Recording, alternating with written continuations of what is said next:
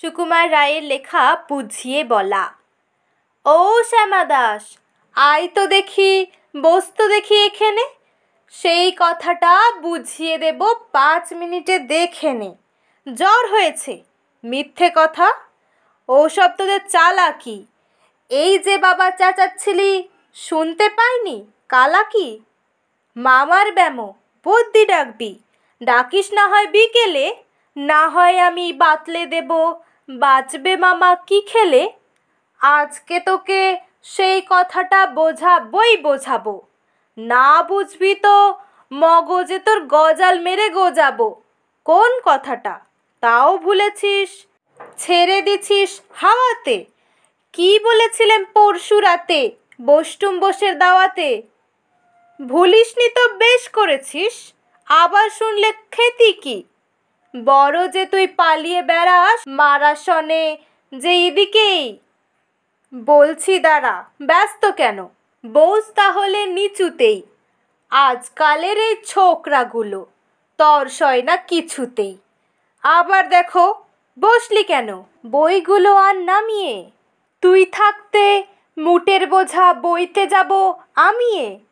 সাবধানে আন, ধরছি দাঁড়া। সেই আমাকেই ঘামালি, এই খেয়েছে। কোন আক্কেলে শব্দকোষটা নামালি? ঢের হয়েছে, আই দেখি তুই বসতো দেখি এদিকে। ওরে গোপাল, গোটা কতক পান দিতে বল খেদিকে। বলছিলাম কি, বস্তুপিণ্ড সূক্ষ্ম হতে স্থূলেতে, অর্থাৎ কিনা লাগছে ঠেলা পঞ্চভূতের মূলেতে। গোড়াই তবে দেখতে হবে কোত্থেকে আর কি করে রস জমে এই প্রপঞ্চময় বিশ্বতরুর শিকরে। অর্থাৎ কিনা এই মনে কর রোদ পড়েছে ঘাসেতে, এই মনে কর চাঁদের আলো পড়লো তারই পাশেতে। আবার দেখো, এরই মধ্যে হাই তোলবার মানে কি? আকাশ পানে তাকাশ খালি, যাচ্ছে কথা কানে কি? কি বললি তুই? এসব শুধু আবল তাবল বকুনি। বুঝতে হলে মগজ লাগে, বলেছিলাম তক্ষুনি। মগজ ভরা গোবর তোদের, হচ্ছে ঘুটে শুকিয়ে। যাই কি দেওয়া কোনো কথা তার ভেতরে ঢুকিয়ে।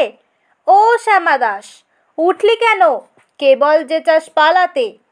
না শুনবি তো মিথ্যে সবাই, আসিস কেন জ্বালাতে? তত্ত্ব কথা যায় না কানে যতই মরি চেঁচিয়ে। ইচ্ছে করে ডান পিঠেদের কান মলে দি পেঁচিয়ে।